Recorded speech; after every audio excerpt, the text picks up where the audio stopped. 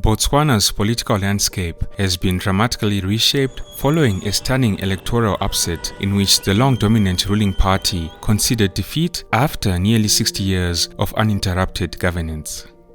On Friday, 1 November 2024, Botswana's President Mokgweetsi Masisi acknowledged the outcome of the general elections, which saw the opposition Umbrella for Democratic Change (UDC) emerging victorious. All five of Botswana's presidents have come from the Botswana Democratic Party, and this electoral outcome marks a pivotal moment in Botswana's democratic journey. In this episode of African Biographics, we explore the reasons why Botswana's Mokgweetsi Masisi lost the recently held general elections. After spending 80 years as a British protectorate, Bechuanaland achieved self-governance in 1965, transitioning into the Independent Republic of Botswana on September 30, 1966. Since then, Botswana has been known for its stability, prosperity, and democratic governance. Thanks to a wealth of diamond resources and a relatively small population, Botswana has built a foundation of economic growth and social harmony marked by a well-regarded judiciary, a transparent government, and sustained peace. Seretse Khama, Botswana's first elected president, led the country until his death in 1980. Lieutenant General Seretse Khama, Ian Khama, took office on April 1, 2008, leading the nation until 2018. His administration faced criticism over issues of alleged wasteful spending and a culture of impunity among high-ranking officials, yet his party, the BDP, retained a significant parliamentary majority despite waning popularity. Mokgweetsi Masisi, previously vice president under Ian Khama, was handpicked by Khama himself to succeed him at the end of his term. However, their relationship quickly deteriorated once Masisi assumed office, prompting Khama and his supporters to leave the ruling party. President Masisi's term was shadowed by his tussle with Khama, which fractured the ruling BDP internally as factions emerged. It's worth noting, however, that during his first term as president, Mokgweetsi Masisi achieved a significant milestone by renegotiating Botswana's diamond agreement with industry giant De Beers, securing a larger share of the country's rough diamond production. Additionally, Masisi reinstated elephant hunting, citing benefits for rural communities, and implemented an import ban on certain produce items to support local farmers. As I alluded to earlier, Botswana has enjoyed political stability and relative prosperity for decades, largely due to its diamond wealth and small population which benefits from free healthcare and education. Unfortunately, recent challenges in the diamond market strained government revenues while the country has struggled to diversify its economy. Diamonds represent over 80% of Botswana's exports and contribute a quarter of its GDP according to the World Bank. With Botswana exporting diamonds primarily in their raw form, the lack of economic diversification left it vulnerable to fluctuations in global diamond prices. This was largely true during the tenure of President Mokgweetsi Masisi. A major factor in this downturn in the prices of diamonds has been the rising demand for synthetic diamonds, which are cheaper and increasingly popular in key markets like China and the United States.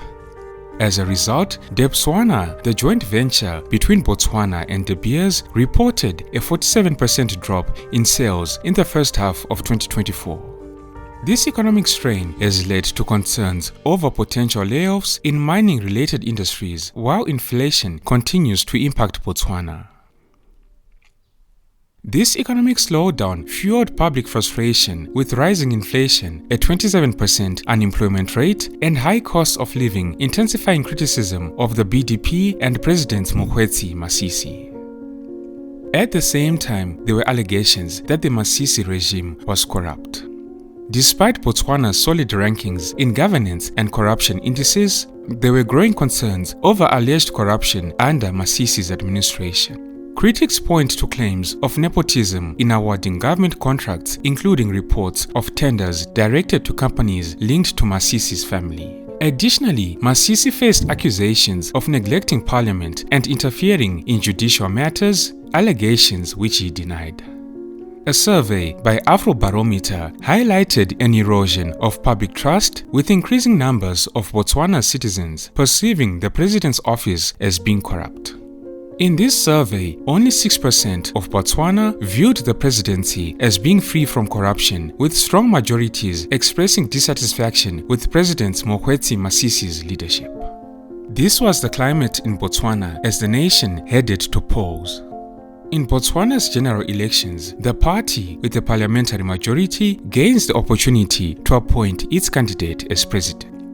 In this recent election, President Masisi led the BDP's campaign, advocating that his party could bring much-needed change to Botswana. Yet, many voters remained skeptical, doubting Masisi's BDP's ability to address the nation's challenges.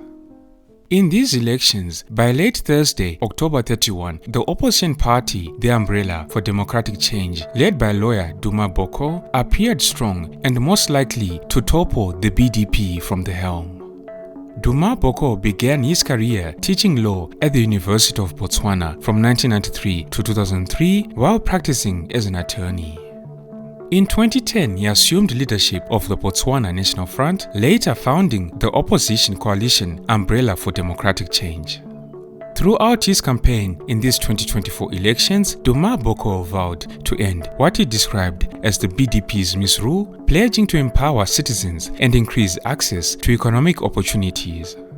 His platform promised the creation of 100,000 jobs in his first year in power, a higher minimum wage, and an annual economic growth exceeding 6%. Meanwhile, in these elections, the Botswana Patriotic Front, backed by former President Seretse Khama Ian Khama after breaking from the BDP, emerged as a wild card.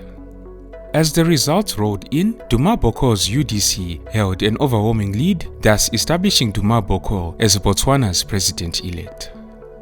To his credit, the outgoing president, Mokgweetsi Masisi, demonstrated grace in defeat, acknowledging the outcome and extending his congratulations to the incoming president. Today, starting tomorrow, or as in my discussion with the president-elect, at a time convenient to him, we will begin all administrative work to facilitate the transition.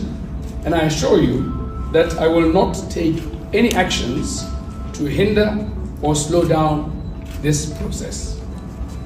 I'm humbled.